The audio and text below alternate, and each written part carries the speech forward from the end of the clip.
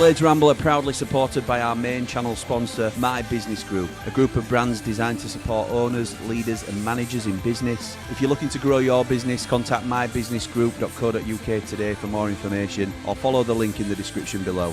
And seeing as this is 3MB, we're proudly sponsored by VMB Auto Centres at Handsworth. They're still offering that amazing deal of 50% off your MOT when you let them know that you're a Rambler.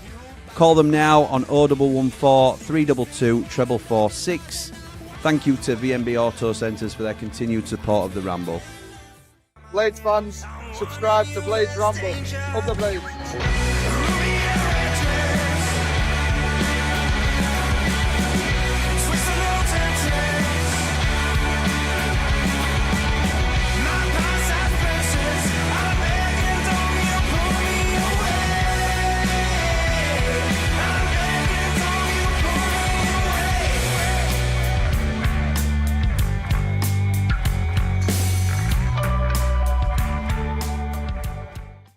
What is happening, Blades, and welcome back to the Blades Ramble. I am, of course, Jimmy, and this is 3 Mardy Blades, one of my favourite shows that we do here on the Ramble with me two mates.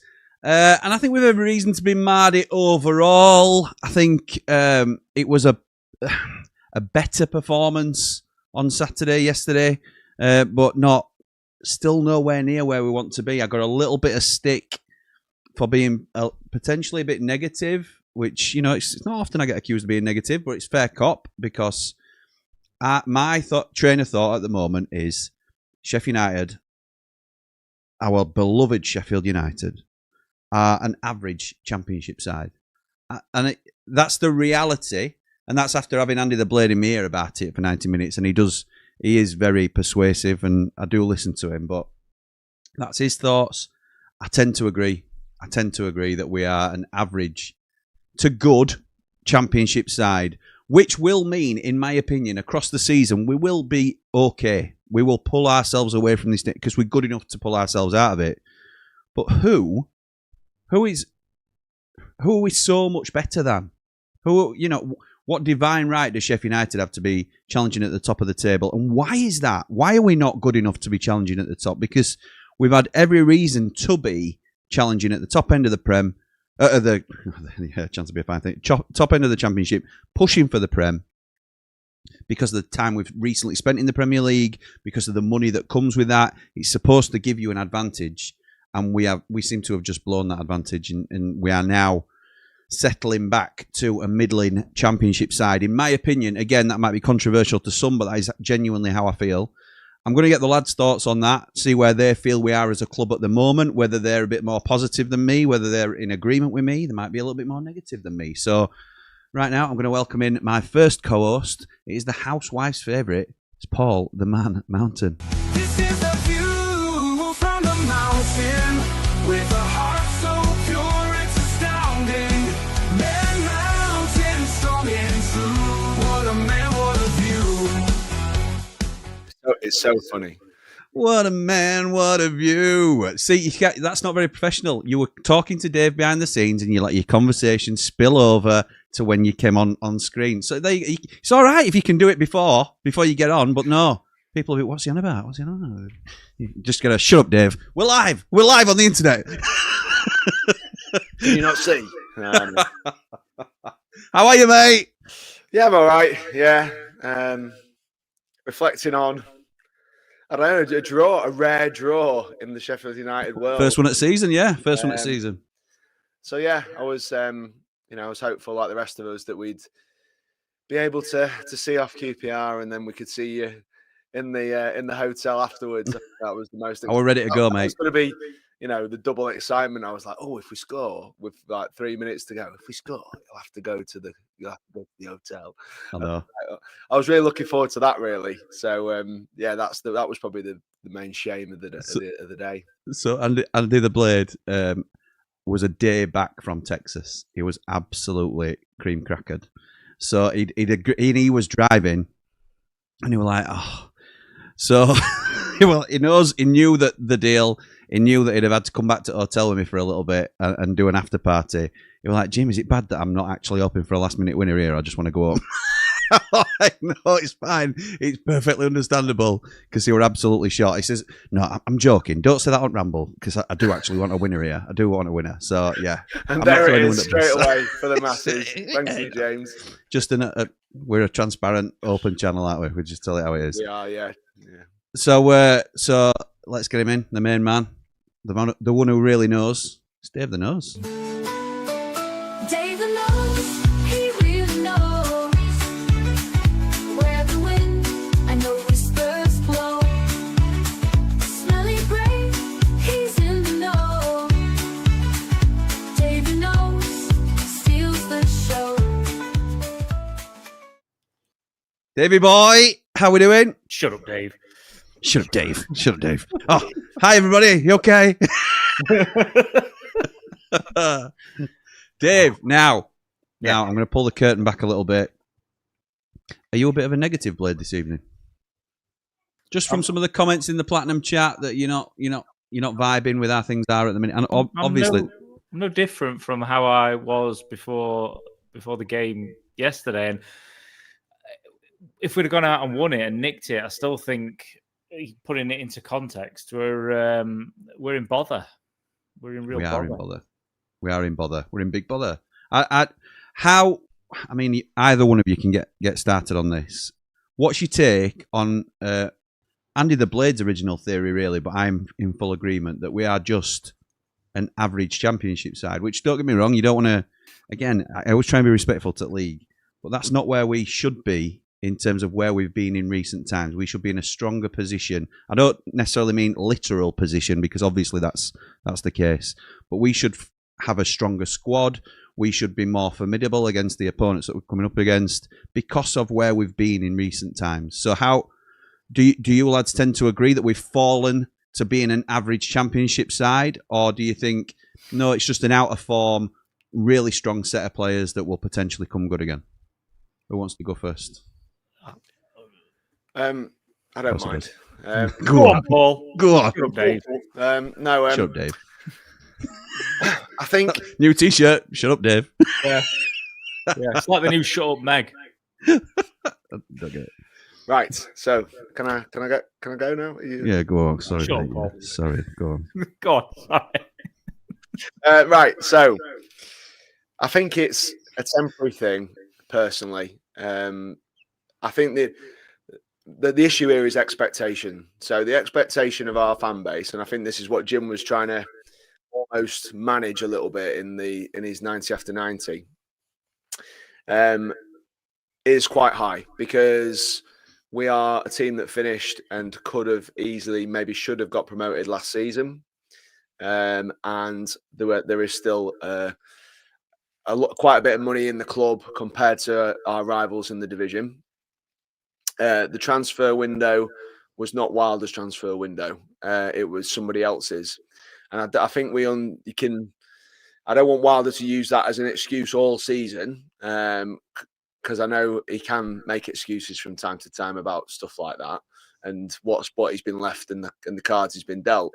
But we do have to understand that these are not his players, and therefore you do have to give him a bit of leeway for that, I suppose, in terms of what we're seeing in terms of the performances. Because obviously what you'd like to think is that managers plan and they buy players for a system of play that they want to play.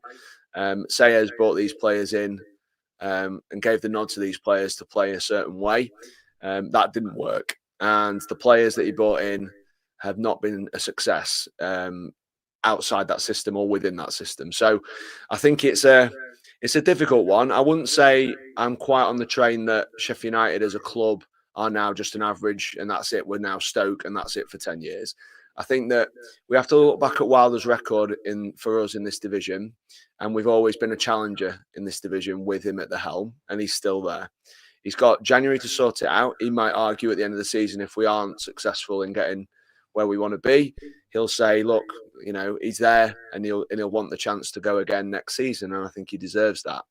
But I think what Jim was doing was managing our expectation as a fan base that last season we were smashing, not smashing teams, of course. Sorry, I didn't mean that. We were accumulating a lot of points, getting a lot of victories, and the QPR at home game would be viewed by Sheffield United supporters. I know it didn't happen last season, but if would be a home win, a banker, based on where they are and their club and as it stands as we are. And that's not being disrespectful to QPR. We did that to 70% of the teams that we played here last year. So I just think that it's not a great team at the minute. I think we are obviously missing at this moment. I know we've had in the season in Hamer and Arblaster. There is a bit of stuff to come back. I think the loans, as we've already been talking about, will go back, and he will get 3 loans in from the hopefully from the Premier League, who improve us in certain positions. And I think we can look at light at the end of the tunnel. I thought we should have won yesterday. Not rousing, nothing like 3-4. I didn't think. We were the better side, weren't we? I don't think we completely dominated the occasion, and I think it was a little bit of a. It was a little bit like QPR at home. We expect to win, but actually it was a fairly even game. But I think we edged, and I think we had the better opportunities to go and win it. I think their goalkeeper was the man of the match, which always tells its story. And again, if we'd a couple of these ones where they haven't quite gone our way, if they'd have gone the other way, we'd be like, oh well, looking at mid-table, thinking that's going to be all right. But I do think there's enough quality in the team to keep us up this season. It's just about January.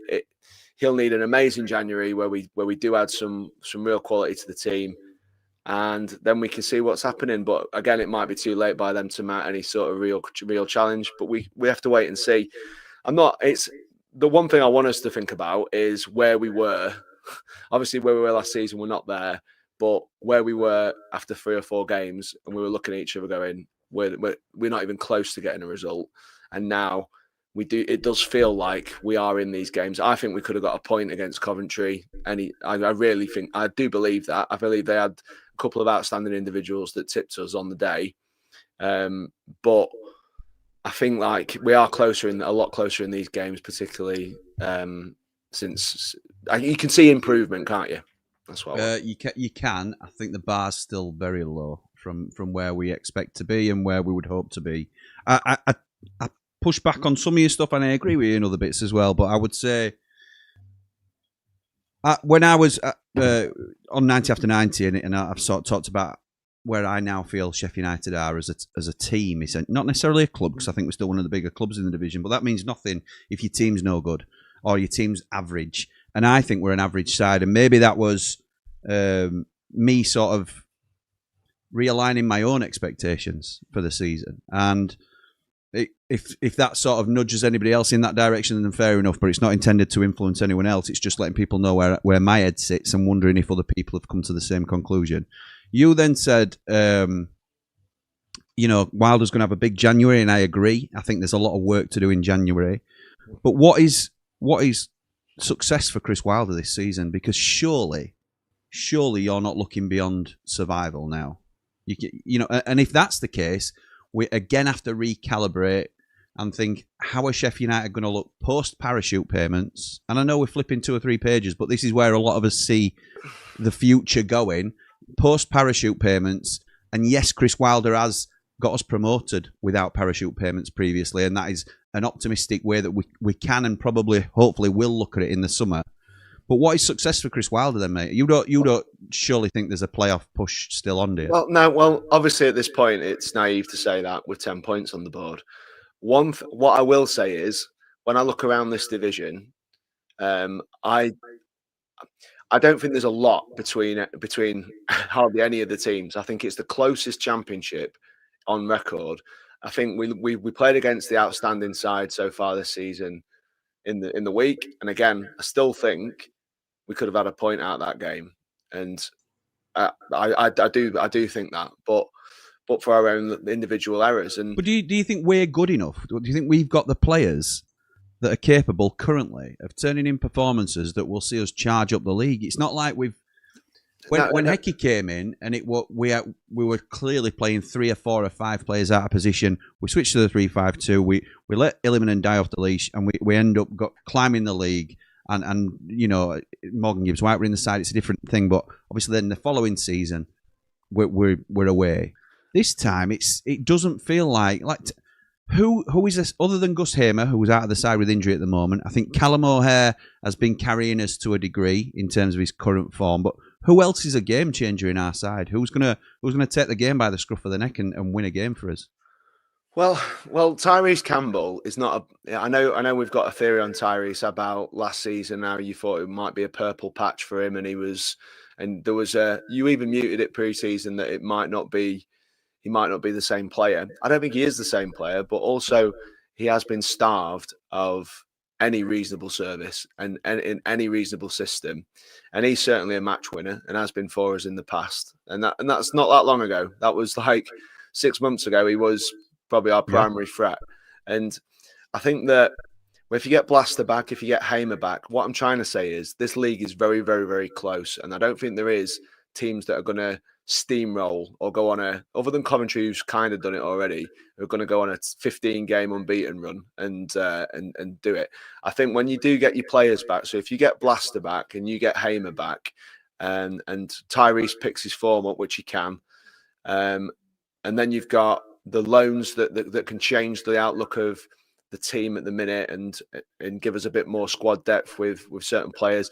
I don't think it's as bad. I think those types of players, and if we get on some good form, that will tip it towards us a little bit more in terms of, I think a lot of these games are close games. They're mainly being decided on mistakes at the moment. We're not being played off the park by anybody like we were in the first 5 games. And I think that they're very close. And I think those types of players and a few additions could tip it a bit more in our favour. And then if you go on, and then if you start winning 3 out of 5 or whatever in the midpoint of the season, there's nothing to say how far away they are.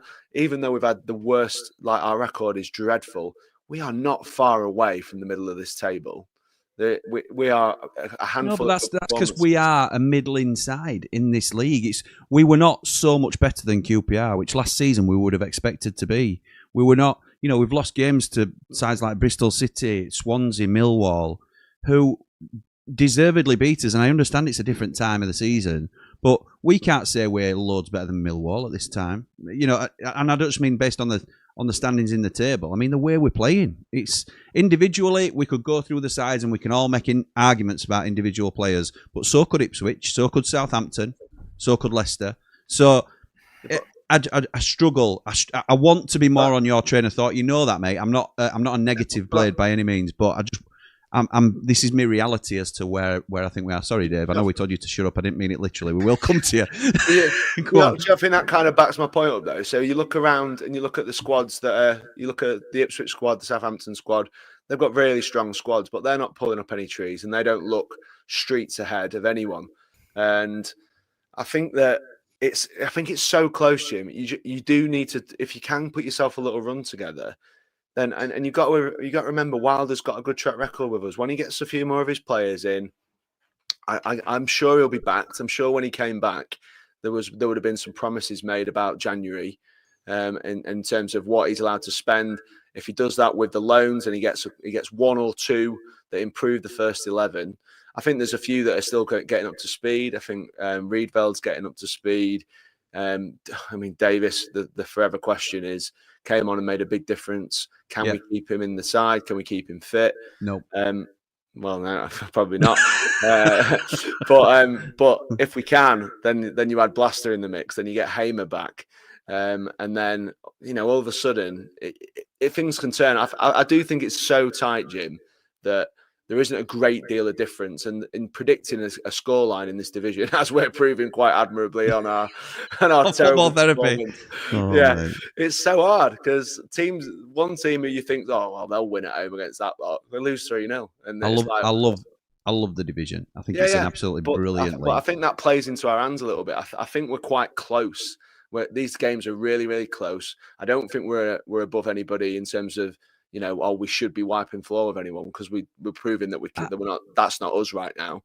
But I think it's so close that if you get a couple more of our players back, and it does steadily improve, because I think Coventry was a decent performance against a side that have been killing teams, and they have strangled a number of teams this season.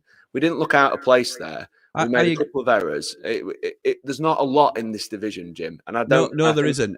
But that's why I think we'll pull away and we'll become we'll be safe. But I don't think we'll do anything else. I think there's too many variables. I think we've certainly left it too long to get our mojo going. We still haven't got a formation that we settled on. We still don't know our best 11. There's so much to think about. Dave, I'm going to bring you in here, mate. How are you feeling about things at the moment? It's a struggle for me. It was difficult with not going yesterday. So I put on the group, I'm taking 3 minutes of highlights, which you can't take much from. I caught a bit of 90 after 90 when I got back, and Kate and Aaron were at the game, and their feedback was that, yeah, it was a bit better, but it looked like QPR had sussed out how we were going to play. Sounds like the same sort of thing again, low block, playing slow, not creating. I mean, even from the highlights that I saw, the keeper might have been man of the match, but I'm not seeing... I still don't think we're creating those real clear-cut chances for strikers that are finishers, the strikers that we've got, particularly someone like Danny Ings, who we've got to feed. I thought it was really telling. We talk about the loans, we talk about the recruitment. That 5 loans, 3 weren't in the squad, 2 didn't make the starting 11. Yeah, shows how bad they've been. Answer your earlier question. My head's a bit scattergun. To answer your earlier question, I think if Wilder gets us into the top half, that is real success based on where we are at the minute. And I know you're looking at, with the tables tight. We've gone from one game where, we didn't look out of place. We gave Coventry a game, but we made those individual mistakes. And just because we kept a clean sheet yesterday against QPR doesn't make me feel like we go into another game against a side higher in the division, full of confidence, that we're not going to be put under the pressure and make the same mistakes that we've made. So I'm not seeing enough yet to make me think that we're really turning any type of corner. And January's huge. It's critical. Did you like the team, Dave? Did you like the team that he fielded? I did. I liked it in the sense that you look and go, if you're not gonna mix it up, and you guys have long championed the 3-4-1-2. If he's That's what needs to happen. If he's going to be rigid and stick to the 4 at the back, I like the team in the sense that there wasn't anybody where you thought, why aren't they starting? So I was all right with it. There's no blinkers for Ogbeni or anything like that, is there? I thought was positive. The thing is, though, you look at it and think, if he's going to, I think O'Hare's been magnificent this season. Yep. If he's getting shoved out on the left, which we saw so many times, it happened, last season, and it doesn't work for him. We don't get anywhere near the best out of him there, and I feel sorry for him. And then Brooks is stuck out on the right when, for me, he's shown more what he's about when he's had those little cameos on the left this season, but he's inconsistent. I'm looking at that lineup and thinking, who's making the chances for the 2 up top? So who do you blame for that conundrum then, Dave? Do you think it's Wilder being stubborn with his formation? Do you think it's an unbalanced squad that he's walked into and he's trying to make the best of it? Or do you think it's a bit of both? Because me and Paul have spoken previously. We can fit every player in their most natural position, what we believe to be certainly our best 12, 13, a really strong 11 in a 3-4-1-2. Callum O'Hare in the 10. We've got 2 wing-backs in Siriki and McCallum. The 3 centre-halves. I'm not a big McGuinness fan, but I'm not going to go into that too much. But I certainly think that formation works for the players we have at our disposal. Yeah. But is that Wilder being too stubborn? Or I don't think we've got wingers, you see. Yeah, and my worry, you talk about the wing-backs. I think Siriki's better when he's overlapping. Yeah. And is he going to be in a position where he's going to be able to do that? McCallum's strength for me this year, I think McCallum's defended really well and he's got forward really well, but I don't see him getting to the byline and bringing a good ball, quality ball back into the box for someone to get on the end of. We're desperate for Gus back because Gus at least gives you, a puncher's shot with his creativity that he can create something out of nowhere. But it feels like without him, I think O'Hare, from his creativity perspective, he's so good when he's got players that he can play in off, and it's those little 1-2s and the 1-2-3s. And if that's not working, he's struggling to be creative. And other than Gus, I don't think we've got anybody at all. And that's what really concerns me, is I don't see us making enough chances and the right type of chances to put the ball in the back of the net. You just keep seeing the opposition low block and us tippy tap around, and we end up going backwards to go sideways, and it just regurgitates for ages and ages and ages, and then we're not able to cut them open. We lose that element of surprise or stretching them. So this is the counter to myself and Paul pushing for the 3-4-1-2. You've just laid out there that Sariki, although we think he's the best as a wing back, it may not see the best output from these players, such as McCallum, such as Sariki. Might just not work for other things, like McCallum not getting to the byline, Sariki not having the option to overlap because then he's got to run directly at his man, take him on potentially, that sort of thing. That we could then be a little bit thin in the middle as well at times with that sort of formation and setup. So I understand there's differences to that. So with that, you'd probably say, well, Wilder's trying to make it fit with players that he knows will work in a certain formation, whatever it might be. But it's still the element of Callum O'Hara out on the left. He's a square peg in a round hole when he's been playing so well through the middle. What changes do we need in January? What's the? I know we sort of briefly discussed this before, but I think now that he's switched it up to a 4-4-2, it throws up some different questions as to what we'll need. Because at the moment, for me, right wing has to be the priority. Do you think he'll stick with? I'm firing a question back at you though. Here, do you think he'll stick with a 4-4-2 when he goes into January in terms of his wish list for the type of player that he's going to be looking for, or is he already in his mind thinking, this is what I've got to do to get to that point? I still want to go back to this 4-3-1, 4-2-3-1, and at that point, I'm looking for X, Y, and Z that's going to fit. I can see him switching back to the 4-2-3-1, and I can see him going for somebody like, and I'm not saying it will definitely be, but it would not surprise me at all if Ollie McBurney came back through the door and he was the point of the attack. And a lot of people will scoff at that, and I know somebody I'm closer to than most may scoff at that, but he works in this system better than what we've got. I think Tyrese Campbell, until he's back fit and firing, I don't know. But then what do you do with all the other players that you've brought in? What do you do with Danny Ings if we go back to one up top? Does he then become third choice? I thought he played really well at the weekend in a 4-4-2. This is why we're so unbalanced, and this is what concerns me with the lack of flexibility with how we can play. Why not try the 3-4-1-2 and see how we go with players round pegs in round holes, players playing in the more natural position? And if it doesn't work, fair play. But we were all shouting for two up top for so long. He's done it last two games, and yes, we've lost and we've drawn. But I think we could all acknowledge we looked better in the final third with two up top. So we're not, we can see bits, and I don't just mean us on the Ramble. I mean, fans across the club were saying we need more. We need to get more bodies in the box. We need to be more of an attacking threat. Because you're right, we're not the most creative side, but we need bodies in the box for any time we do get the ball up there. Otherwise, there's no options, and we're going to turn backwards and be negative.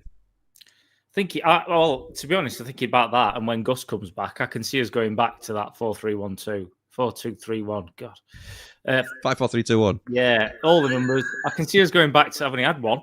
I can see us going back to that when Gus is back, because I think he wants to play him off the left. Yeah, he does. He does.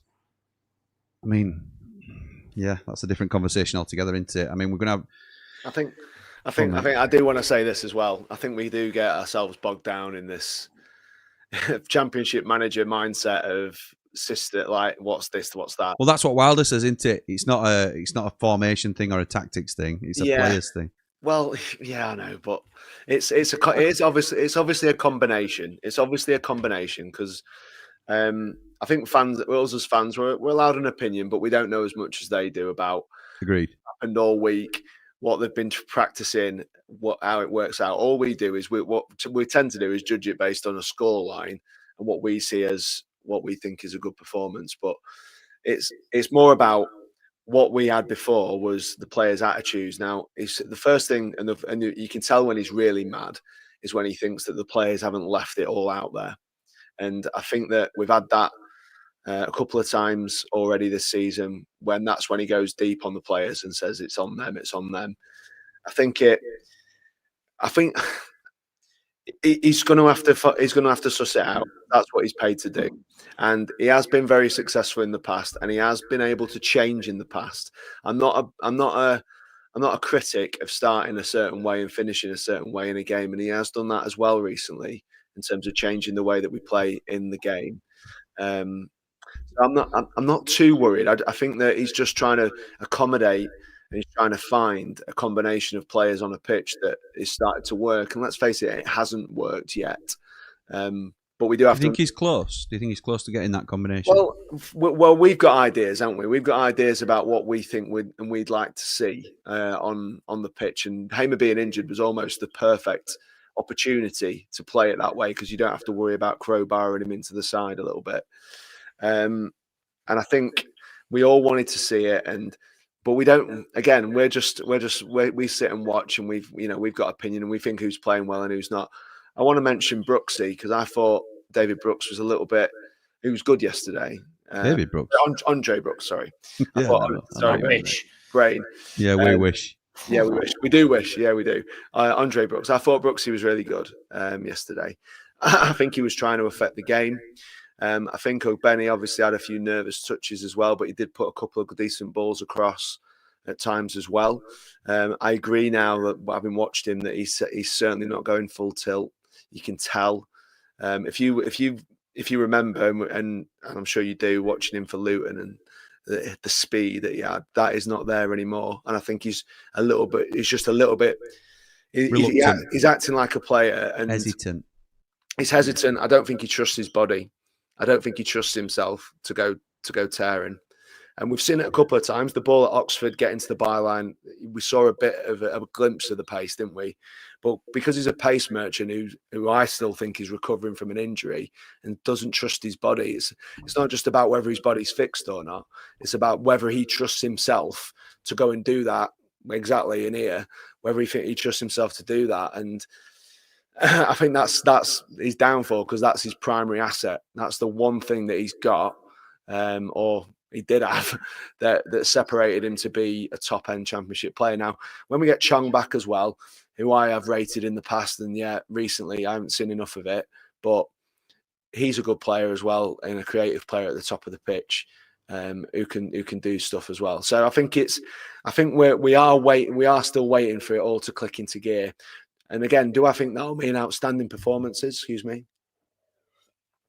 Possibly not, but I certainly think we'll see more results tipping our way when these type of players come in and start to hit a bit more form.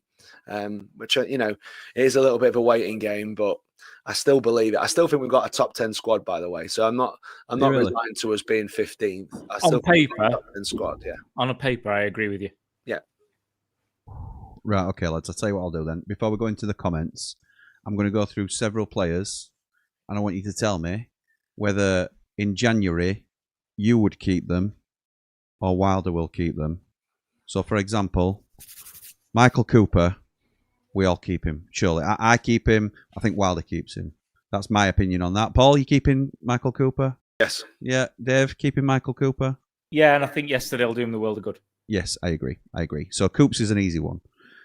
I'm going to go to a less obvious one, but one that Dave has been talking about, Adam Davis. It won't like That's the difference in the question, because Wilder won't get rid or swap or anything. I wouldn't, and he won't. But that's only because I think his contract's up in the summer, and doesn't mean I wouldn't bring somebody else in. But I just think for the sake of 6 months, I'd keep him. Paul, Adam Davis. Yeah, keep him. Okay. I think Femi Sariki stays. I think that's a pretty obvious one. There was rumours that there'd been a little bit of unrest between Wilder and Femi. All these rumours that fly about that we've not had confirmed. So it's Chinese whispers at this stage. Whatever happened, he played well, I thought, yesterday, and certainly did a decent job coming back into the side. I think we will bring a right back in January, but Femi's done himself no harm in terms of keeping his name in and around the first team. I think Japhet Tanganga obviously stays. He was the statement signing in the summer. I think Ben Mee will stay in and around the first team. So these are the players that were playing yesterday, but also in and around the first team. Mark McGuinness. I think will stay in January, so we're not going to ask the question because I think he's come in too recently to be sort of shipped off immediately. But I think he will drop down the pecking order, particularly if we stick with the two. I think it'll be Ben Mee and Japhet Tanganga that are the back two.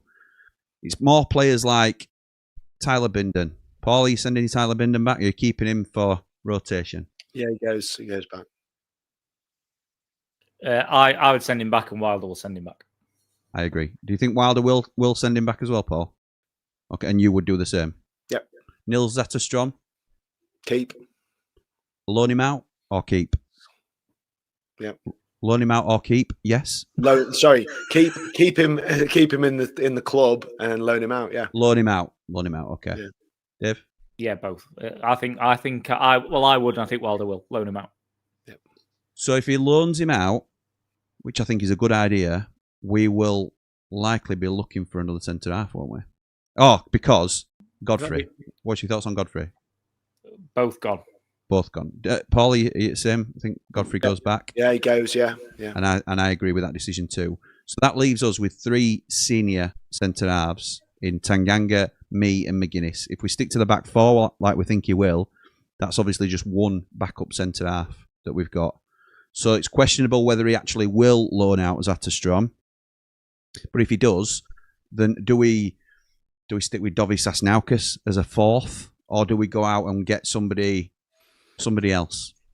Dave? Or we go for a right back who can also drop into centre back if we've got a bit of a crisis. Oh, like a Jimmy Dunn, you mean? Tim, forget that.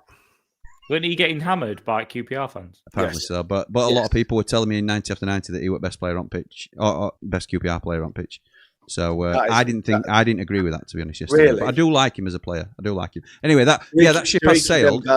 Is it Sariki? The Dembele on the right wing was there. Played most really dangerous player by a mile. I thought so. Shair, as it's supposed to be. That's it. Yeah. It's not chair. We're not allowed to play It's chair. Shair. We're from Yorkshire. It's chair. Chair. Yeah. Chuffing chair. That chuffing chair. But him and Dembele both get in our team in a second. Would you look at Shair as a potential Gus replacement, and when that day comes? Yeah. He was muted as that, wasn't he? Yeah, I think he's a Hamer light, isn't he? Something like that for us. I think that would probably. He had the personal issue, didn't he? So that sort of, I think, kept him at QPR at the start of the season because I think he had suitors, not Harry, but not Harry, but yeah. Okay, so the left back situation. I think McCallum is at the moment our number one left back on merit. Yeah. Harrison Burrows, an expensive understudy at this stage. I assume we keep them both at the club. No thoughts of loaning out Harrison Burrows to recapture any form or anything like that. I think that is exactly how it'll go. No. But the one I'm going to talk to you about is Reece Norrington-Davies. If he continues to play well at QPR, Paul, are you interested in calling him back? Or because he's 3 of 3, does he stay where he is for the season? I don't think he'd want to come back, I'll be honest.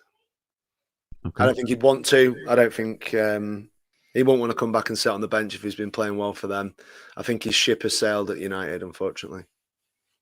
Dave? He won't wear red and white for us again. Oh, big statements. Okay. The middle of the park then. A lot of people think we need to get stronger in this department. However, that is largely due to uncertainty over how Blaster will come back, namely how quickly, but also to what level he will come back at initially. We all obviously hope he can get back to the same levels he was at pre-injury. It's never guaranteed for one. I think we're going to have to be patient with him, unfortunately, and I think Wilder will force us to be patient with him. I don't think he starts against Wednesday like a lot of people are saying he will. I wouldn't be surprised to see him make an appearance, maybe, but I'm not expecting a 30-minute from Ollie Arblaster. I think it will be drip-fed slowly in and cushioned back into the lineup. So by January, we'll know about Ollie Arblaster, and hopefully he's a starter in our centre midfield. That leaves question marks over, because we've got a lot of bodies now. It's just whether you feel it's the appropriate quality. So Tom Davies, always a question mark over Tom Davies. Not necessarily his ability, because I think more often than not, he's shown us that he's a very good player at the level. He's never available. And the best ability, as we know on this channel, is availability. Tom Davies, I would say, probably stays for all. He'll be out of contract at the end of the season, I think. Surely stays, lads. He's not one that we have to debate, is he, in terms of... I know he's on a big wedge. But Paul, you keeping him? Dave's nodding away, but are you keeping him? Tom Davies? Yeah. I guess that if he's playing like he is now and he stays in and around the team, he doesn't get another long-term injury, then I think he would extend him. But he's the maths around it. Lee will tell you he is a very, very expensive Yeah, he is. Player to keep around, especially as he's he just hasn't been available. I think for him to be re-signed, he needs to now go the 35 games. I agree. Without getting injured, because but that's not a question for January, is it? That's not a January question. No, he certainly won't leave in January. But I think it's for us to offer him a new deal, he'll need to stay fit now indefinitely, almost for the end of the season, because especially with the parachute payments rescinding and stopping, he is the perfect cut cloth. Well, we can't afford this luxury of having someone who we think might be a great player for us, but has just never been able to put a run of games together. I agree. I think it'll be his last season with us, because we won't want to pay the wages for a player who's not fit often enough. Yeah, he's a luxury we can't afford if he's not fit. Yeah, agreed.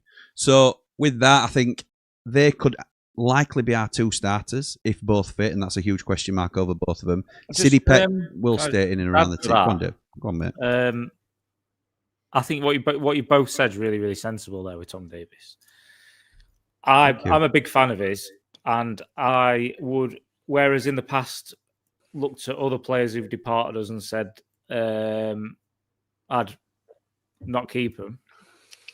If the money and there's a degree of keeping fitness, I don't think it's necessarily realistic to expect him, after all the breakdowns he's had, to go 35 games without an injury at all. But I think if you see an improvement in his availability between now and the end of the season, and he is prepared to be more realistic with his huge cut. Yeah, with his wage demands, and that might be a much lower basic, but appearance-based bonuses and stuff, then I would be much more open to re-signing him than I have been with other players in the past. Again, I think it's a sensible shout to suggest that players sign these deals. For us as a club, it makes brilliant sense to have him up there. You're right. Like say a low basic with a high appearance fee if you fit. They do not want to sign those deals. And if they don't, and then he goes, if he gets a better offer elsewhere and he wants to go and take... Which he will. A Wrexham or somebody's going to offer him what we're paying him now, aren't they? Then good luck to him, because we have to do what's right for the club.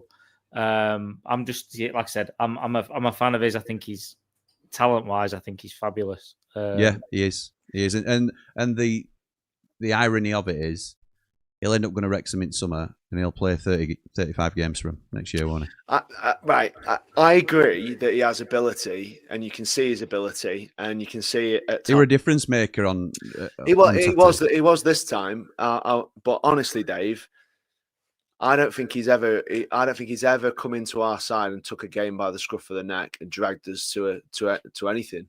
I think he shows glimpses of class, and that comes from being a Premier League player for your career.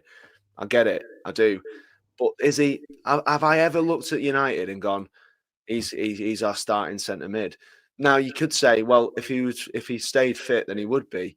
But the fact that he hasn't, I don't see him as a key component of a side who's like going for promotion, for example. His contribution last season to our almost promotion season was bit part at best, and I don't see him as a key cog in this machine, simply because he's never really strung it together for me. But I think you would see differently if he managed to get that availability. Honestly, big if though, isn't it? For all that, for all what you've said, I think Ollie Arblaster is a better footballer.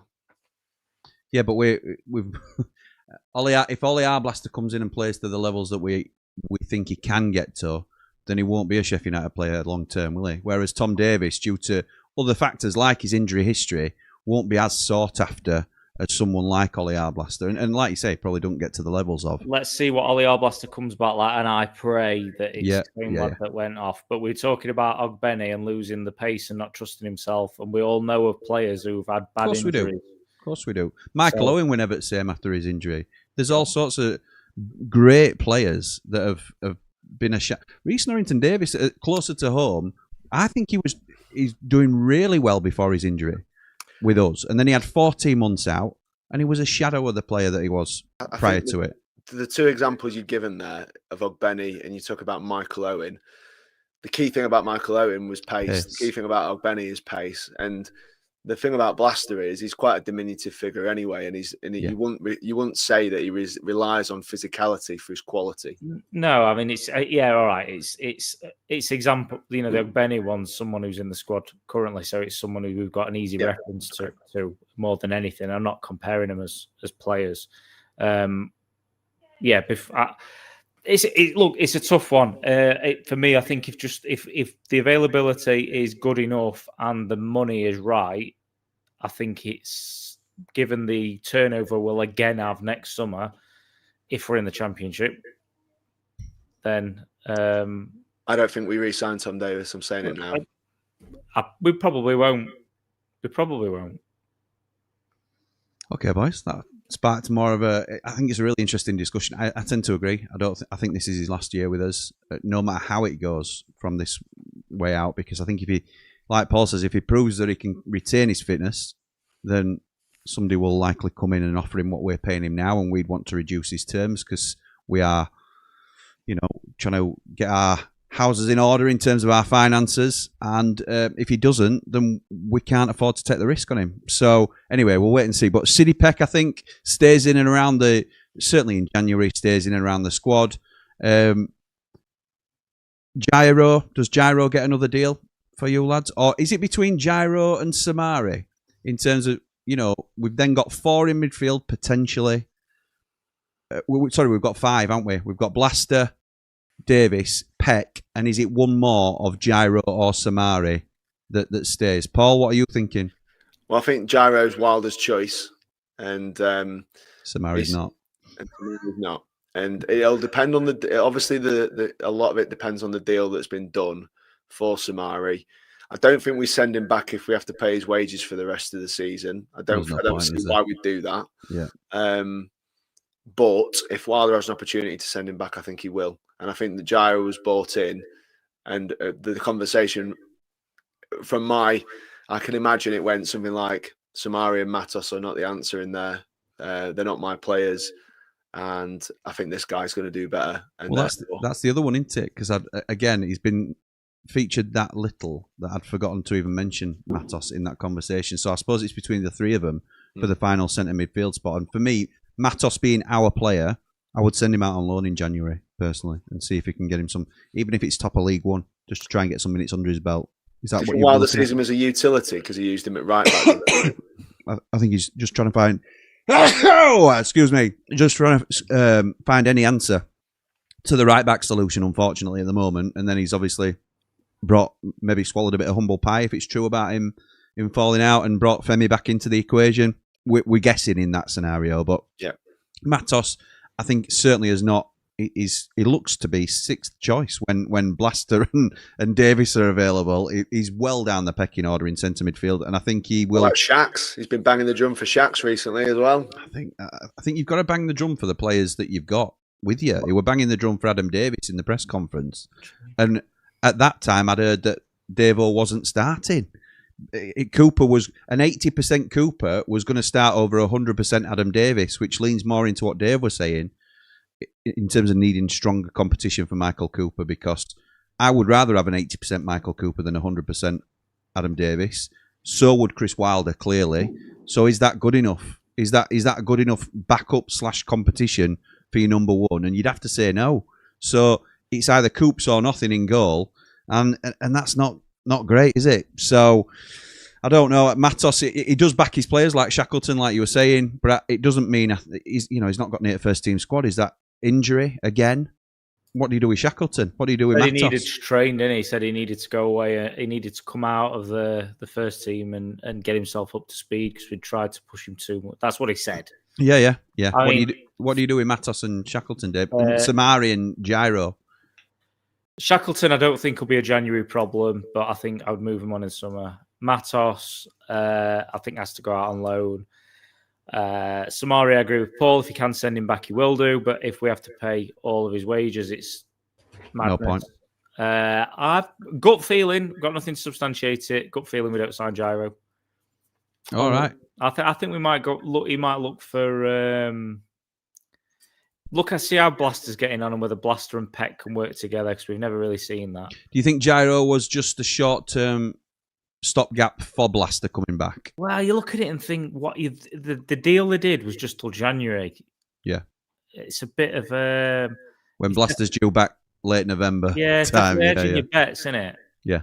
And I don't know, just something about it. The fact that he's not really, he's been in and out of the starting lineup and not. He's looked really, all right. I thought it looked all right. It's a smart signing. It's a smart signing, isn't it? Well, I think so. Or maybe he's thinking, well, let's see who's available in January, and if there's nobody exciting enough in that position, But, then but it's a probationary period. It's a fit. Everyone can feel each other. Absolutely right. They fit. If he fits in and it's the ground running, there's a no-brainer to sign him. Isn't it? It's a very low-risk signing for us, isn't it? Very low risk. Is it the ground running though?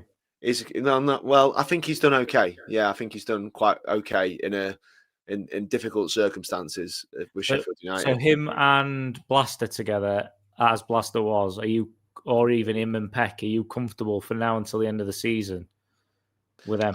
I think Wilder's more comfortable with it. I think Are you?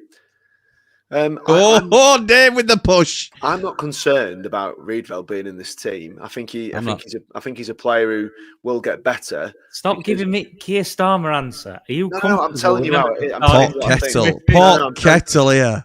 I'm telling you what I think, and this is honestly, I'm not Keir Starmer in it. I'm telling you, he is a better bet than Samari and Matos in Wilder's eyes. And honestly, we haven't seen enough of any of them three to make a reasonable call on who's the best option. Would you go into the market for a centre midfielder in January? Again, it's a question that we don't know the answer to because we haven't seen enough of Riedwell to know whether we want to keep him, number one. Number two, we don't know who else is available. Yeah. The only point I will make is that he's definitely Wilder's choice ahead of Matos and Samari, in my opinion. Yeah, agreed. And therefore, if he can move the pieces around and keep him, I don't see why he wouldn't. And also, I think it's too early because he hasn't had a run of games, Dave. He's been in and out the side. You can tell he's scratching for fitness. You can tell he's coming off in games and there's minutes. For me, I think Wilder would describe him as a physical substitution, like he uses that term. And I think we haven't seen the best of him yet. And I still don't think he's dropped the ball too much. I think he's been all right. And I think he likes him in there. So yeah. And when you've got players like Blaster coming back and you've got Davis who's always injured, he is an experienced player and a quite an important one. It's hard to lean on kids, which is what you're doing with Samari and Matos, and he doesn't trust them clearly. So I think Riedveld, if he does well over the next couple of months, I think he will re-sign him. And again, all this depends on what he does for between now and the end of and Christmas. And then again, the next question is who else is available at that point? Because that's another thing. If he thinks he can level up on Riedveld, there's no need to re-sign him, is there? And that's exactly where I think his head will be at. Can I upgrade in the middle of the park? And I think it's a clever deal for both parties. I do, mate. I think Gyro will stay, to be honest. I think he stays. I think he probably gets the deal to the end of the season, and we'll reassess it then because he's not looked out of place, and I think he's looked a solid option in the middle when we've had him, and I think that'll come when we've cleared out a few of the players that are already in the middle, like Matos and potentially Samari as well. I think you mentioned it last night about about losing Vinny and how it feels like we've not, and you're certainly not going to replace him at Championship level. No, you're not. That's the thing for me of looking at that middle of the park and thinking, is it strong enough to drive us forward? And my gut, I don't know. There's just something in my gut thinks No, that it's one not. might not happen. No, it's not. It's not strong enough, and that's why I think we've taken a step back in terms of the quality of the side. But that's to be expected when you get relegated, and that's you have to try and adapt to it and go with a better side. So I think we've done centre midfield. To be fair, just a few left. Right hand side of midfield, which I don't think we've really got anybody. The only name that obviously we have to mention is Ogbeni. I don't think he sends him back. I think Ogbeni stays for the season, but I personally would send Ogbeni back. And I know it's a lot of the time it's, well, who are you going to get to upgrade him? Well, I don't think we should be just getting him because he plays a certain position and that means we can play a certain formation. I think he's not a good enough player, or he's not shown us enough at this stage of his career to be an asset to us and to be somebody that we can rely on. Nobody's excited seeing him come off the bench. When Danny Ings has come off the bench, even though, he's not really done it yet in a Sheffield United shirt, there's a little bit of excitement about, can Danny Ings make a difference for us, or other players that will do that for us. Femi Siriki coming on the other day, well, at least he gives us a little bit of something different. I don't get that from Ogbeni. There were groans yesterday when he's on the... And a player's time is almost up when the fans have sort of got... We'll never.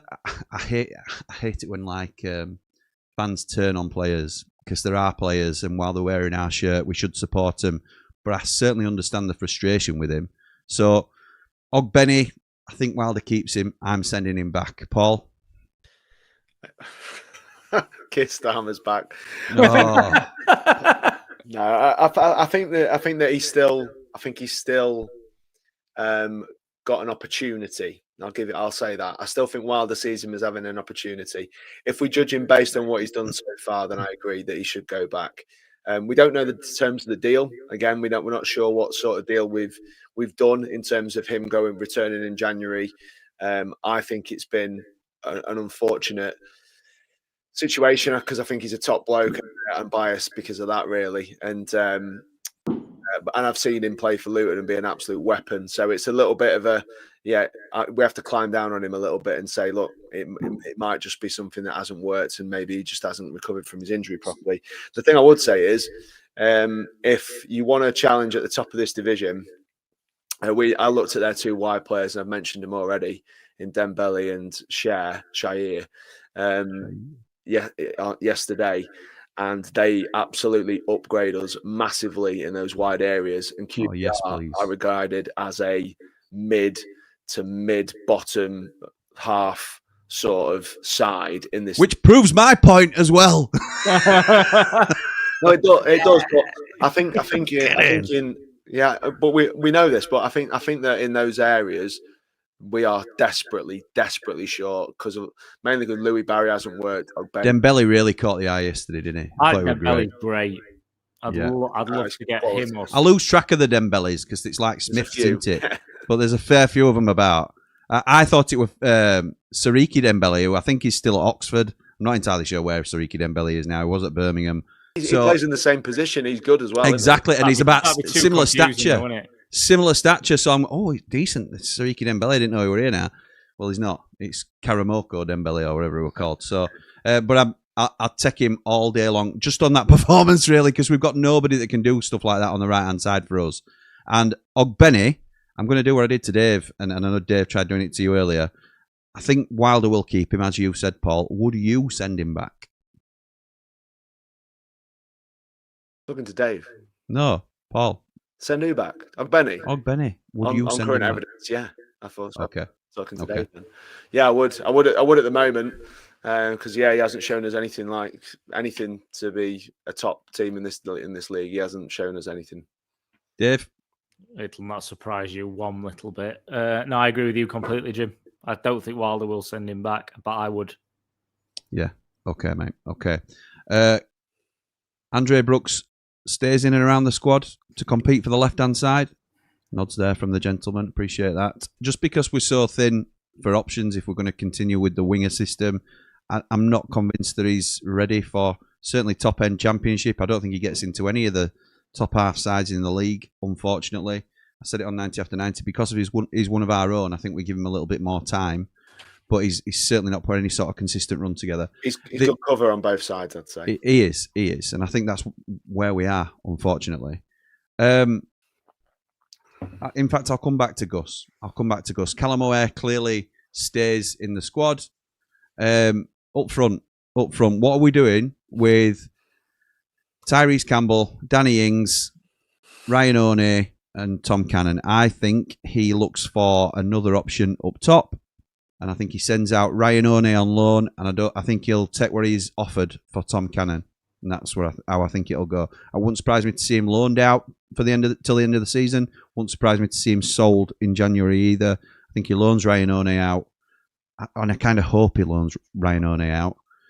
I think he sticks with Campbell and Ings and hopes that Campbell recaptures some form, and I think he's also in the market for somebody who can potentially lead the line for us. Dave? This is a difficult answer in the sense of whether he's going to stick with two up top or whether he's going to go back to one up top. I think if he goes back to one, I agree. I think in an ideal world, he sells Cannon, but he would accept loaning him out. I do think he'll look for I'd like a Bully, a Carlton Morris type up front. Yeah.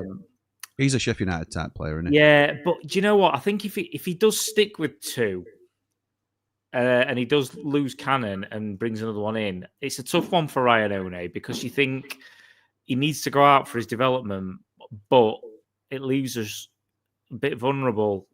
That's why I think he gets another one in. Options. Yeah, but even so, even if you let Cannon go and you bring another one in, you've still only got 3 plus O'Neill. He won't stick with two up top, will he?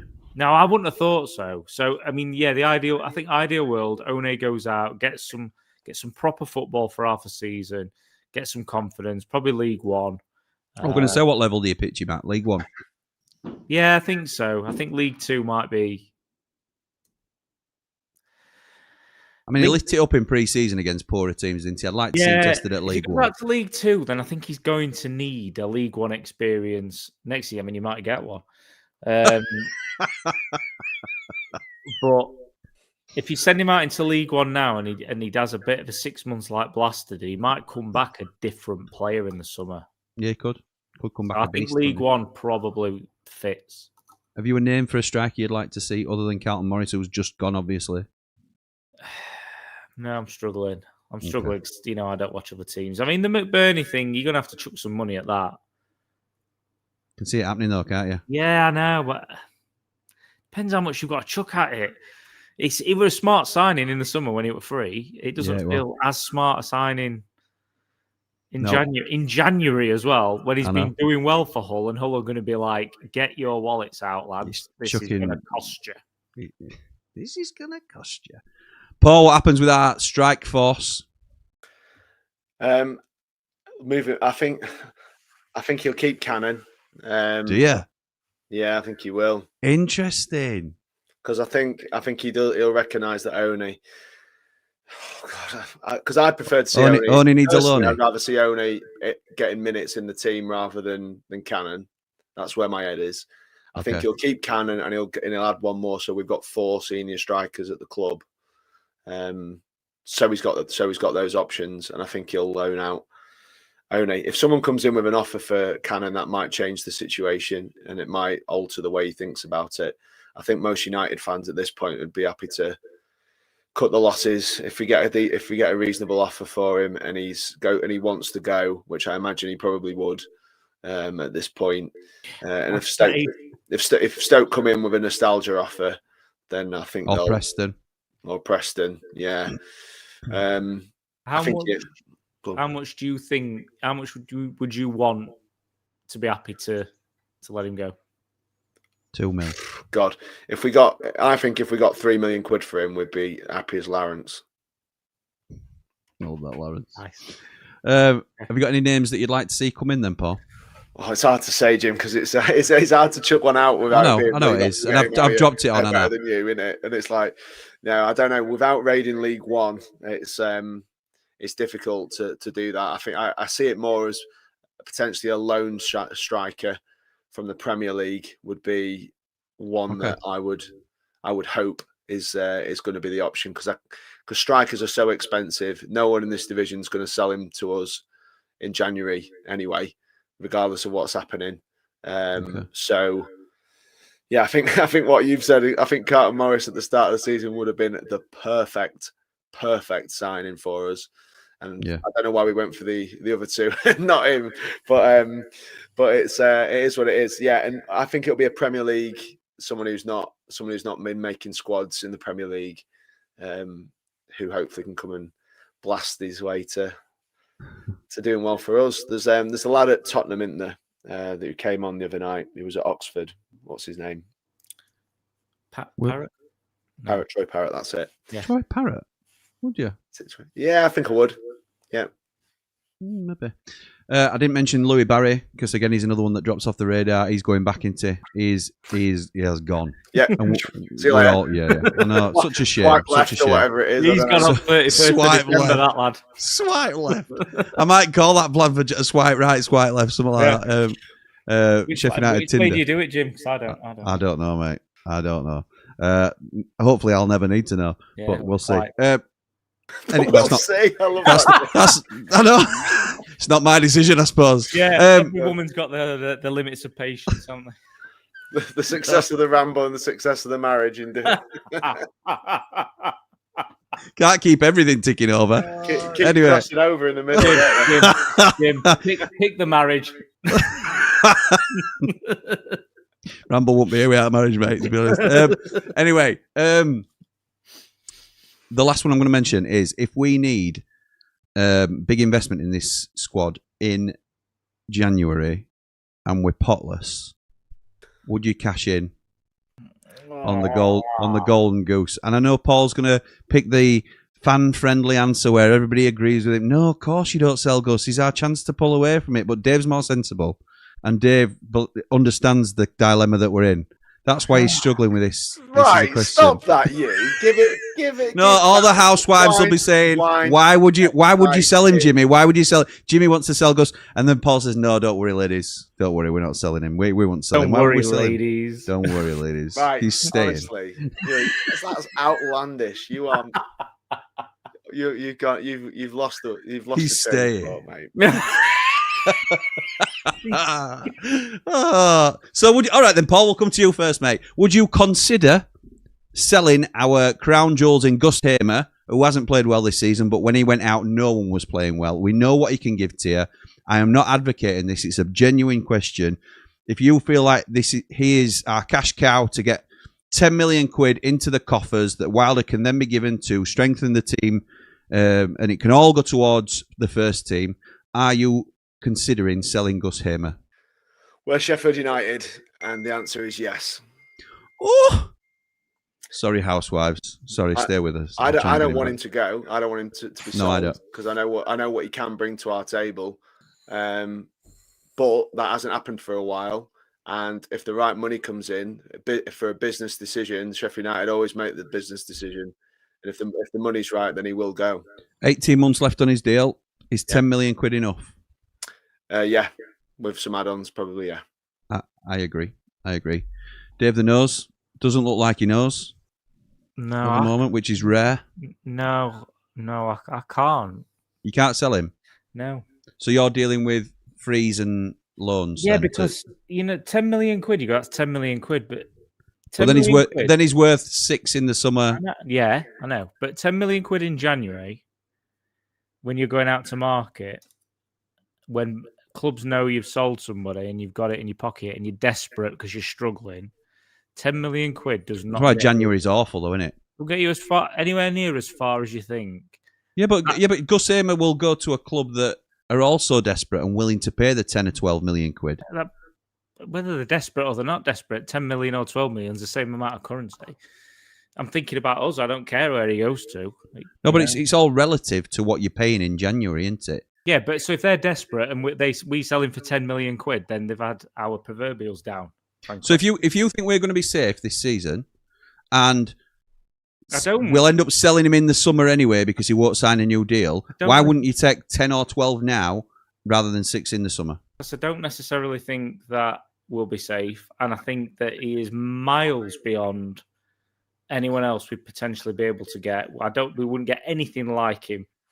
What if we did a bit of a Tanganga deal where we sold a Nell and used pretty much exactly the same amount to bring in Tanganga. What if we sell Gus and bring in Shair, as the Man Mountain likes to call him? Because that's how you say his name. I understand that, Paul. on a 4-year deal. You're creating scenarios for me to say yes. No, that's a reality of what could happen. But that's what's there. What, Yeah, but Dave, if this and if that and if the other. You're dealing with the idea that we're selling, we've lost him, and that's it. When we're just void of that. The question was, if we needed to go out and get a load of players. Yeah, which we think we do. Right, a load of players. Just remember that key bit. Oh, well, maybe I've phrased the question incorrectly. That key bit. We need to go and buy more than one player. And we're going to sell Gus for 10 million quid in order to be able to do that. So that 10 million quid has to be stretched among all the other players that you say we need to sign. No, not really, because you're sending all the loans back, and then we're probably going to get 3 loan players back in, aren't we? But we're not going to do a Tanganga then, are we? No, but we could do a Tanganga if we sold Gus, couldn't we? And I'm not suggesting we do. But it's a different question. Okay. Well, Dave, all right, none of us wanting to go because no, we don't. We know he improves our 11. We know he improves our 11. He is worth more to us than 10 million quid. I would not sell. Not though, Dave. Not our club. Right. Not coming out of parachute payments. Not next season. We have to. Right. Then, otherwise, you've got you're losing a big asset, and some of the others have not been at the level where they were last season, and we'd have got the money. We would not get the same money next summer as we'd have got the summer that's just gone if we'd have sold the likes of Cooper, Burrows. Dave, if we were 8th, we wouldn't be proposing this at all. I know. Because he could be the difference between 5 positions in the league. Let's agree to disagree. Okay. I think you're playing devils. I hope you are. Devils. I don't want to sell him. I know you. Nor do we. We should just say that, Jim. It's all I genuinely. We should say we don't want to sell him then. We'll get £0 for him next summer. It'll be all right.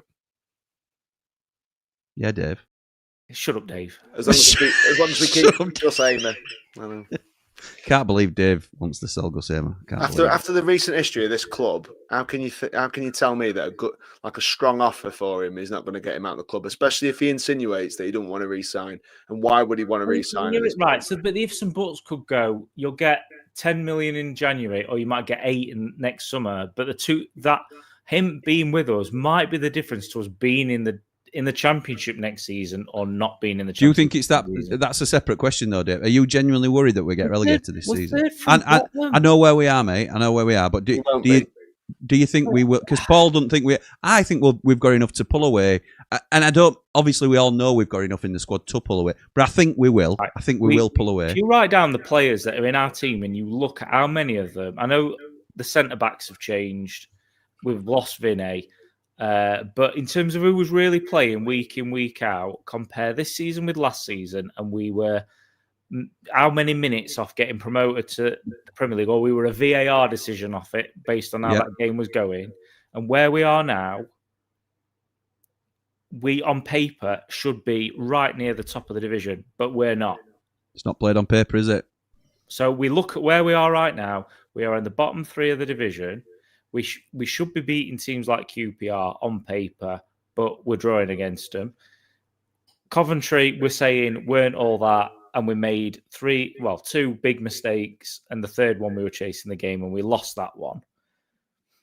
We've won, twice this season? Why are we suddenly thinking, but we've got enough to pull away, we'll be all right? 3 times we've won this season, come on. All right, 3 times we've won this season. Okay, we can do that to death, and we haven't even read one comment out. They get later these by the time we get to the comment section, so I can't read everybody's. I'm not drinking on stream anymore. It makes me mad. The Poohousery. That is a different conversation we can have, and we can probably have it on the channel tomorrow night. I don't know whether you're able to make an appearance, Dave. I know you. Sadly not. I would do for the anger, but so we are looking at touchy subjects over the international break, and the one that we'll be discussing tomorrow night is, will Sheffield United get relegated? So, and we've got some people saying yes, some people saying no. So get your notifications on for that. Make sure you join us. John starts off tonight saying, greetings, Jimmy the Voice. I don't know if I can go with that. Man Mountain, Dave the Nose, Knows you know. Knows you know. All right. He really knows. We know he knows. Change the fitness coach, Tom Little. This is not a fit team. We can all see it. Why can't CW also need a set play coach? Are you concerned about the team's fitness, lads? We're managing minutes in November. Yeah, agreed. Lewis says, evening, guys. Felt disappointed at the final whistle, but on reflection, there were positives to take. Better all-round display, more controlled and more creative. Your opinions, please. Tell me your midfield two for the derby. Also, when Gus comes back, does he stick with a two up top or does he revert to a 4-2-3-1? I think we've covered that without even knowing you were going to ask it, Lewis. But I really wanted to do that. Yeah. Don't know. I think he goes back to the 4-2-3-1. What's your midfield pairing for the derby, Paolo? Davies in pack. Same. Dave? Same. Nice. Triple nice. Lock. Yeah. Triple lock. Love that. We haven't had one of them for a while. Hate to be negative, but feel we've missed our chance as a club to level up, says Joe. Had a great 7-year period and didn't capitalise. Bournemouth and Brentford took their chance. Sunderland look like they will. I agree with this. I agree. I think we are possibly confined to where we are for a little while. And that seems so negative to say, but I just think it's a reality. We are starting. There's no advantage for us next season, is there, in this league? So, other than Chris Wilder, who some would say isn't an advantage, but I would. So, John says, I hope we stick with two up top, but Campbell will be a better sub with defenders tiring up the blades, up the ramble. Alex says, evening, does everyone feel like we have seen enough to survive relegation? Dave hasn't. Can't believe I'm asking that after last season. Completely agree with what you said, Jimmy. We're an average side at best. Loads of positives to take. Second half. On another day, we win that. Second, send all the loans back, even Samari. None had anything we need right now. Big January, but also an exciting one. Unrelated, but every time I watch 3MB, can't stop singing Dave the Nose and Paul the Man Mountain songs around the house for a week. There you go. I saw Alex at the game. Great to meet you, Alex, at the game on yesterday. He asked me, the question he asked me, bumped into me and Andy the Blade. It's great to meet you, but where's Dave the Nose? I was looking at classic cars with my dad at the NEC in Birmingham, something we booked many moons ago before the fixtures had come out. Had a great day, which was nice. Good. You didn't have to watch Sheffield United, so it's always a decent thing, to be honest. Bean says, evening all, we'll be in a relegation fight this season. Those saying yesterday was the best of the season or a good performance have zero standards for me. Going forward, it's so turgid. Going to make a prediction that will end the season with less than a goal a game. 4-4-2 for me isn't getting the best out of our players. The squad is bang average, but I think a 3-5-2 would bring more results. Matthew says, hi, guys. System is a real issue. Patches yesterday when the intensity was a bit better, but we're too predictable. Playing wide with no good wide players. Too many defensive-minded players. Stubborn FC. Up the blades, up the ramble. Congrats on 10K. Thank you, my mate. Mark Meldrew says, something one of the lads said to me earlier, we need a midfielder who can score goals. Midfield don't get near enough goals. What is the comment of the day from the Platinum chat, Dave the Nose? I don't know. Go on, don't ask me that. I can't remember. It were one that made you laugh from Mark Meldrew. Oh, what did he say now? Oh, he had me in stitches. Oh, we'd rather have Stacey Solomon than Ogbene. That was it. Because we were talking about, can't believe we were linked with players like Manor Solomon in the summer, and he'd prefer Stacey Solomon to Cheo Ogbene. I nearly spat my drink out. Ray says, who's the worst signing, Louis Barry or Ogbene? Have we signed our League One return ticket with these signings? It's got to be Louis Barry, personally. He's not even got anywhere. Can't even get his squad. Yeah. Brett says, do you guys think it's worth trying for Ramazani in Jan, even if you think promotion is out the window, or save the money for a push next year? Up all the positive ones. Well, we could sell Gus for 10 million and maybe go for Ramazani. How about that? You're a joke, are you? You're a joke, are you? We've got want to keep him. I just want to keep him. Oh, here we go. Hamer and Arblaster, all three of them are goal scorers, says Statman Jack. Dave Morwood says, evening 3MB, a few goals would definitely help up all the rambles, up the blades, up the positive blades, like and subscribe. Peak says, evening Mardy Bums, after watching 90 after 90, I've reset my expectations this season and I'm comfortable with staying in this division and having a real go next season under Wilder. Up the ramble, up the blades, like and subscribe. Thank you, mate. Brett says, when you're in your position, the position you are, if you can't win, then make sure you don't lose. Every point counts. It's so sad that we're on 10 points after 15 games and oh, my word. Cooler King says, last season you won a lot of games by slim margins. If your performance levels drop by even 10%, then some of those 1-0 wins become 1-1 draws or even defeats. This season, performance levels have dropped by as much as 25%. So those draws have been becoming defeats. I worry that Wilder is no longer inspiring the squad and the overall lack of true quality. Does anyone think Wilder's a bit of an issue?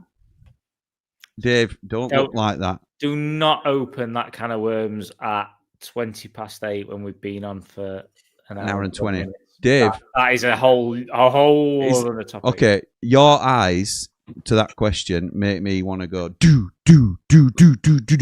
We will revisit this at some stage if you think Chris Wilder's the issue, because I love you, mate. You know that, but I'm not against fighting, my friends. I'm not against fighting. I am actually. I'm only joking. But you can't be blaming Wilder for the mess that the squad's in at the moment, can you? I'm not blaming Wilder for the mess the squad's in because he's had no influence on it. That would be ridiculous. But I don't think he's without fault. Yeah, that's fair. That's fair. Yeah. Okay, we're going to quickly move on from that. Nige says, evening, gents. Signs were there last season. 92 points, but we scraped through half the games because of discipline, which we lack a lot of right now. I personally don't think we'll stay up. Finn says, got to say, as a Cov fan, always tune into the Blades Ramble. Thank you, mate. In fact, anything to do with Jimmy, top bloke, cracks me up. Oh, thanks, mate, I think. I hope the Blades come good. Yous deserve it. Play up Sky Blues. I think, mate, good luck for the rest of the season. I know Paul was saying that, and I agree, that I don't think you're the Leeds or the Burnley level that was last season. Brilliant start. Wouldn't mind seeing Coventry do well this season at all. Sonny says, evening, boys. Apart from Tanganga returning to centre-back, I don't believe there were many positives, despite what some have said. Are you coming on tomorrow, Sonny? You'll have to let me know, mate. Johnny says, the mix of experience, having such a young squad and the experienced players either injury-prone or just not stepping up, along with shenanigans of the summer, all contribute to where we are. Bran says, evening, gents. Is that one of your OK Jersey shirts on there, Jim? It certainly is, Bran. Do you know which shirt this is, boys? Looks like a Juventus shirt to me. Certainly is a Juventus shirt. It's a slightly snug Juventus shirt, but it's a Juventus shirt all the same. Yes, thank you, Bran, for allowing me to share that. Cheer up, Dave. I have placed an order with OK Jersey, which I am told is in transit at the moment, and I am very excited for it to arrive. Yes, me too. You should be. It's top class.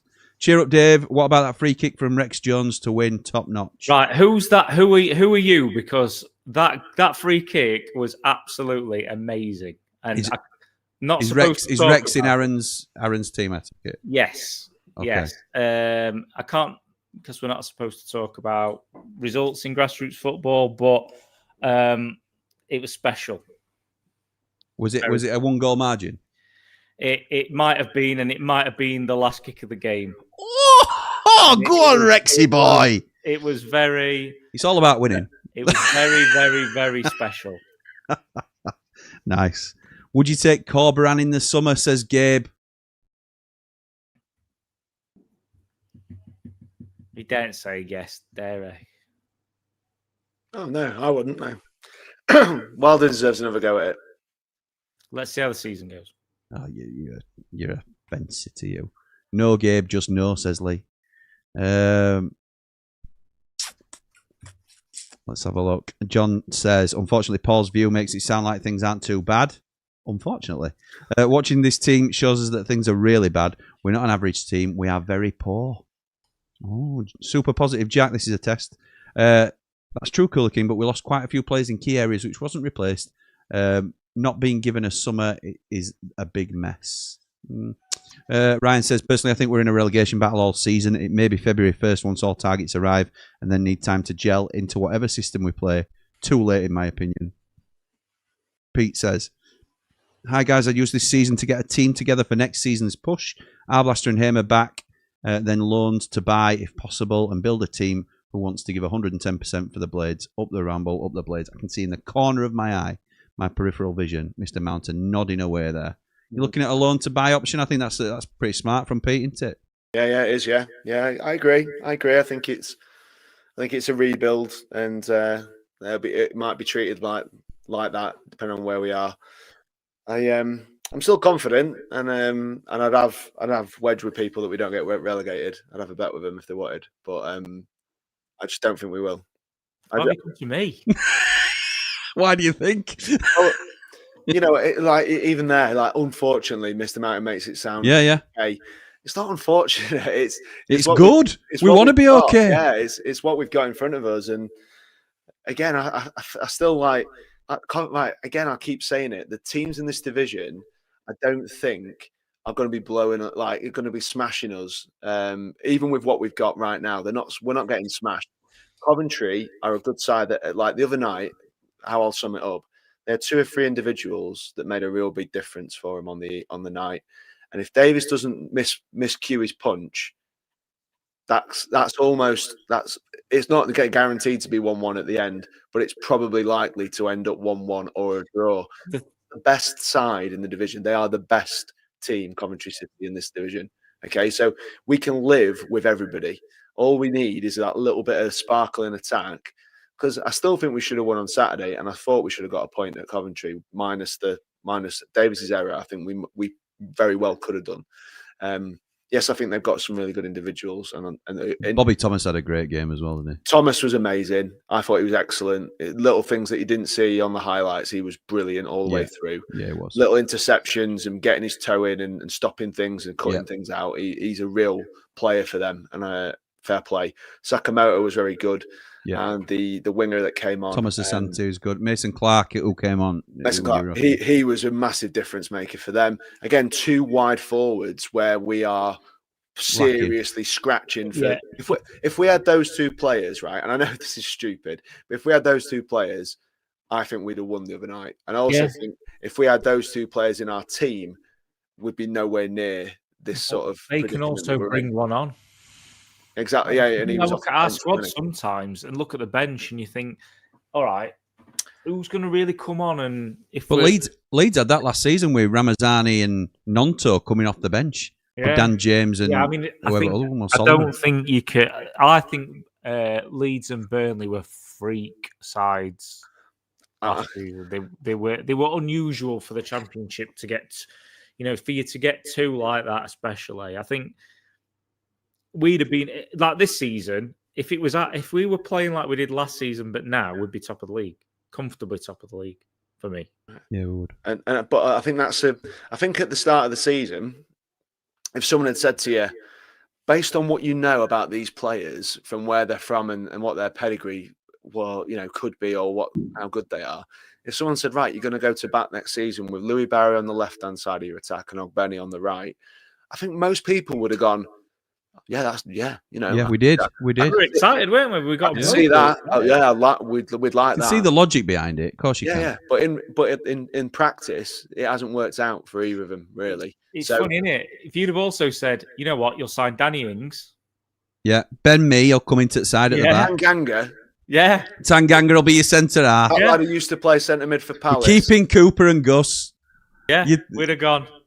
Choo choo. It just hasn't worked, has it? We're walking it. Yeah, it hasn't worked, lads. It hasn't worked. But Chris again says, let's be realistic. We are baba. Justin says, I understand the Sayers mistake, but why are we so bad? Still think on paper this is a good squad. Personally, not a Wilder fan, but I've conceded that he's here for the season. I'm just ready for us to become a modern club with new, fresh ideas. 4-4-2 isn't for me in 2025. Seeing improvement against the Blackburns and the QPRs isn't the bar for a parachute team. Ben says, on O'Hare's current form, I think there'll be a lot of interest in him in January. Hopefully we can keep hold of him. I think we will. Morgan says, as a Wrexham fan, I get the point of view, but you're 13 to 14 points out of the playoffs. I think you need to be comfortably better than the others around you and those higher, like us and Birmingham, to even sniff the playoffs. We're not sniffing the playoffs, Morgan. Not even thinking about it, Morgan, I think, if you're honest. No. Not right now. January is the best part of 2 months away and a lot of football, says James. Yeah, absolutely right. Absolutely right. Finn says 3 to 4 decent additions in January. Blades will be fine. I've got, is that a Newcastle shirt, Jimmy? No, it's a Juventus shirt, pal, from OK Jersey. Who, I never get that right, but if you want to use the link in the description if you're interested. A lot of positive feedback from them, including Dave the Nose, who's also ordered. Kev says, hi lads, if the unthinkable does happen and we go down, we have to keep him, where we were 10 years ago, up the Blades, up behind the Ramble, like and subscribe. Thank you, Kev. Let's hope it don't come to that, pal. Sam says, I feel that we like a moan and focus on the negatives from yesterday. Much better defensively. Attacking, we still have problems, but it's savable if we get good signings in the summer. I agree, Sam. He's not read the name of the show. No, it's not, to be fair. I agree with Sam. And normally, that 9 times out of 10, that is the way I try and look at things. But when do you actually acknowledge that we're actually in a relegation fight here? We need to turn up. 15 games in now, a third of the way through the season, and we're third from bottom. So when do we say we need to be better? I don't think it's negative to say that we should be better than we are, and we're disappointed. Dave, you look like you're going to say something. I was just laughing because I saw you said about relegation fight, and I just saw Paul's reaction to it, and it made me laugh. What were your reaction, Paolo? How How is it not? Right. How is it? We have to get away from it, and then we can be comfortable. You can say, oh, if we carry on like this, then obviously we're going to be in a relegation scrap. Okay, that you can say that, but we're not in a relegation scrap now. You can't be in a relegation scrap with this many games to go. For me, if you get to 10 games to go and you're in the bottom 3 or 5, you can go, right, we need to, we're in a right relegation scrap here. We have no idea what's going on. Coventry in the promotion race. Oh! And then we're here all week. Guys. Tim says, I've seen enough this last week to say we stop up. Currently, we are bang average in a team that's bang average in a bang average league. All right, oh, no, I'm not sorry. I've moved on. Right, I've moved on. Okay, that's not rolling like that. Right, listen to me. Right, you have to come on, okay?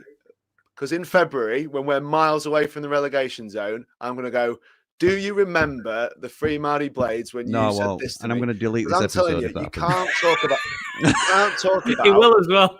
relegation. You can't talk about Unlisted. relegation with this many games to go. It's just a waste of energy. We are in the Just a waste of relegation energy. zone, having played 15 games. We've only won 10 points all season. We have to acknowledge the season has been crap Okay, so Jim, far. okay. Third of the If we season, do by that the way. again, just right? for So reference. if we have another 10 points in 15 games, I will acknowledge we're in a relegation fight.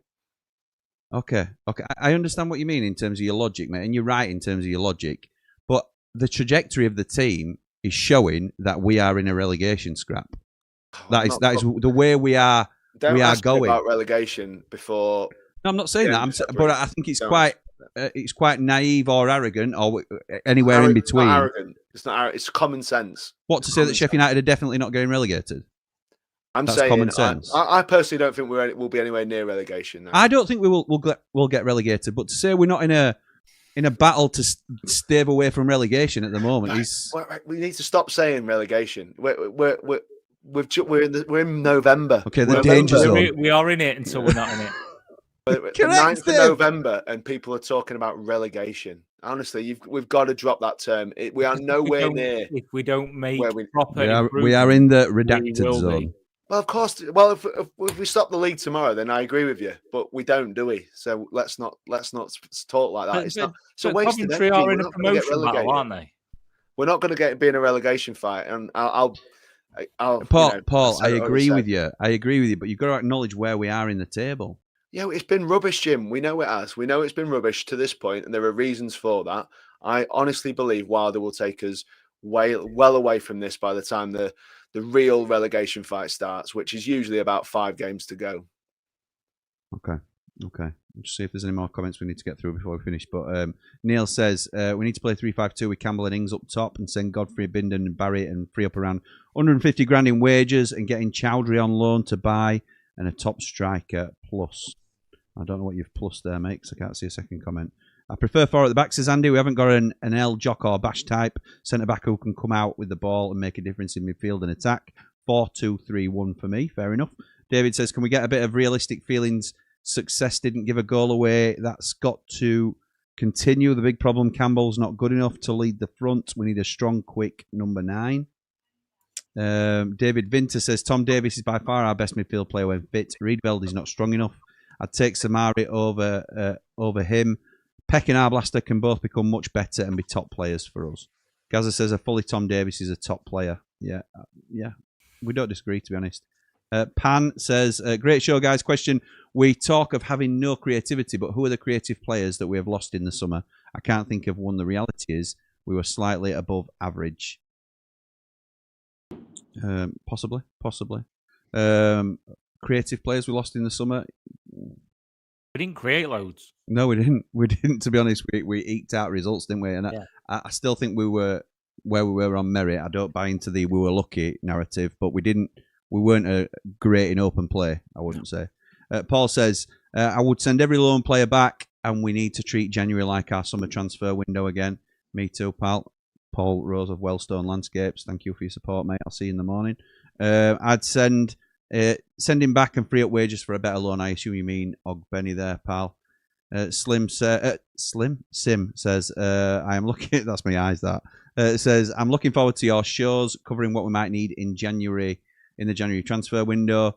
I haven't even thought about it yet, but I'm pilfering these two for ideas while I've got them. So that's my thought process behind that. Liam says, yesterday was the moment I actually started to believe, not just that we're in a relegation battle, you can't say that, Liam, but that we could go down. Goals scored, but more importantly, points per game is unacceptable. I have to say, again, just for clarity, I'm with Paul here. I don't think we go down, or I think we will pull ourselves away from it before the end of the season. But I also, like Dave says, we're in it till we're out of it. Roy, the Corinthos Blade says, last season we would have nicked a win, but with wilder ball, we don't create enough clear-cut chances. We are so slow in possession, we're always allowing the opposition defence to get behind the ball. Oh, interesting. Chef Paul says, if relegated, we lose Hamer, Cooper, O'Hare, Tanganga, Peck and Arblaster. If we survive, we lose Hamer and possibly O'Hare. Remember, we are owned by Americans. I don't think we lose O'Hare. I don't. I don't think Premier League teams come for him, and I don't think we sell to anyone in the division. I agree with that one. I think Hamer goes though. Hey lads, hope you're all good. Well, what can I say? I thought by now things would have clicked, but I still say by Christmas you'll be about 15th, which isn't too bad considering. Yeah, you might be right to be fair with that. Dino 15th says by Christmas, I think puts us in a good position. Spot. I agree. Going into January, yeah. Dino says Gus will go to Leeds for 15 million. If they offer 15 million quid, I'm snapping their hand off. And they're a desperate Prem team. For me, all the loans can go back. Let Chris get his own in. I think we're just about there. I'd take 15 million just for reference. Swap deal with Leeds. Pirro plus cash for Hamer up the Ramble. Sounds like Jimmy and his dad want Gus to sign for Everton. Boo. Yeah, that's definitely what we're saying. Definitely, John. Players I go for in Jan on loan. Palace, Romain, SA, yes, from the old Millwall player. Have a word with Corn Beef at Brentford for Pinnock. Sunderland. Corn Beef. Corn Beef Keith. Sunderland, Mayenda and 09. Okay, interesting. We'll have a look at that. Abysmal, not above average, says Ian. What is that about? And Dino suggests Bamford, somebody that my dad threw out as well. That's the last comment I'm going to read tonight. I want to say thank you to everybody that's commented. We would throw him out, that's for sure. Bamford not got a club yet? Don't think so. I think he was rumoured to be at Getafe or going to Getafe and then didn't happen for some reason.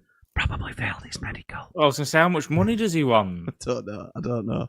The one thing I will ask you, lads, before we go, very quickly, because we are massively overrunning to what we normally do. Would you... the situation we're in, I know Dave's concerned about relegation, but if I had to ask him to nail where he actually thinks we'll finish, I think we're all of the opinion that we'll hopefully be a championship club next season. With that in mind, would you be looking this January to give us an edge in the loan market? Would you look at an 18-month loan deal for a special type player? Is that? It happens abroad. It happens abroad quite a bit. I can't think of one. So for example, we've been linked with Cozier Dewberry, who's a Brighton loanee out at Bolton at the moment, ripping up League One. And it looks like Sheffield United are interested, and there could be a deal potentially to be done in terms of a recall and a send out on loan. Sounds really exciting in prospect, but Exhibit A is Louis Barry. So yeah, that's the risk, isn't it? I mean, yeah, it's great if you've got something. B, Raksaki. Yeah, if you've got something in your favour, which means that in the summer, if it's gone the proverbial up, you can call it off. Then yeah, but it seems for someone who's ripped it up in League One, I think that's a risky deal to commit to next season. But if you feel, what I'm saying is, if you feel like we're going to be a championship team next season, then you could get if you could nail a decent player down, it's still a deal we would have done in the summer anyway. Would you not consider it just because what What would get us that player rather than somebody else? Yeah, really? look, you consider it, but I think it still feels risky to me. That. Okay. I agree. It was just a question. Paul, would you not consider it for the right player? Well, again, I don't see it happening. So I think I think it'll be a deal to the end of the season. Would I like a deal with a view to extending for 12 months if it's successful for both parties? Then I'd say yes, 100%. If someone comes in and if he has anything like the impact he's had at Bolton, then yeah, we'd take him, wouldn't we, in a heartbeat? But, okay. Yeah, I would, Jim, but I don't. No, it's fair, mate. It's fair. Fair answer. Fair answer. So yeah, see how this season goes, and if they want him to get some time in a season in the Championship and he's been successful, yeah, it'd be a smart deal. Right, we'll call it there, lads. Anything else you want to add before I let you go? Yeah, I want to pin my colours to a mast and tell you that I still believe that with 10 games to go, we are not in a relegation fight, and I just don't think using that term right now is just illogical, because we just don't know how the next, certainly with the circumstances we've been in. That's it. Plug the stream for tomorrow, mate. You can't say what's happened to us is normal for any club. It's a unique scenario. I trust Wilder based on the past, and I agree. I think as a club we have to, and supporters we have to. I mean, people might not like him. People might think he's safe sometimes or question decisions. Fair play, but what he's done for the club, he knows how to manage and navigate this division, and I feel a lot better with him at the helm to take us through and keep us safe this season. Do I think we're going to get promoted? That looks less and less likely now. It looks almost out the water, I would say, based on what we've seen. But I still think he's going to be able to get the ship in the right direction. And I still, at this moment in time, don't think we're far away in any of these matches that we're playing. Okay, fair. Dave, anything to add? I don't think it's wrong to feel how Paul feels. I also don't think it's wrong to feel like we are in the battle. And that's why, and not just plugging the show, that's why I think it's going to be quite interesting when you get a few people on with different opinions. My view is that we are in it until we can get ourselves out of it, and we have to take each game as it comes and try and start to see some consistency before I think we start to think the possibility is completely gone. So I don't think we'll go down, but I don't think we can just think, oh no, we'll be all right. We'll not be anywhere near there, because the first third of the season, admittedly some of it without Wilder, but first third of the season points to us being right in the middle of it. Yeah, agreed. Lads, thank you for joining me as always. Thank you to everybody in the comments for their contributions as well. But for now, come on, you red and white wizards. Shut up, Dave.